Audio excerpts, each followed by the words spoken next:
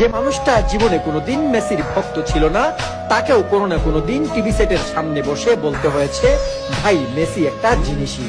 অনেকে আবার হয়তো মেসির গোলের পরে কান্নাও করে ফেলবেন, আর কোনোদিন এই গোল দেখবেন না বলে।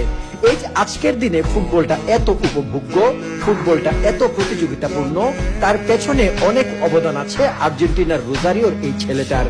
একটা টিস্যু পেপারে তার সাথে চুক্তি সম্পন্ন করেছিল বার্সেলোনা। সেই বার্সেলোনাকে সম্ভাব্য সবকিছু জয়ের স্বাদ দিয়েছেন এই মেসি। একসময় তাকে ক্লাব লিজেন্ড বলা হতো, কিন্তু তিনি নিজ দেশের হয়ে বিশ্বকাপ জিতে বন্ধ করেছেন সেসব সমালোচনাও। কিন্তু এই মুহূর্ত সহজে আসেনি। একসময় আর্জেন্টিনার মানুষই তাকে ঘৃণা করেছিল, তার জার্সি পুড়িয়ে ফেলেছিল। সারা বিশ্বের কাছে তিনি হয়ে গিয়েছিলেন ট্রোলের পাত্র।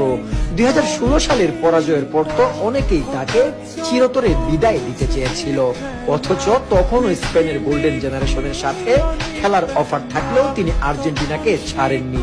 ব্যথা গিলে, কষ্ট ভুলে, সব ছেড়ে শুধু দেশের নীল সাদা জার্সির জন্য নিজেকে বিলিয়ে দিয়েছেন।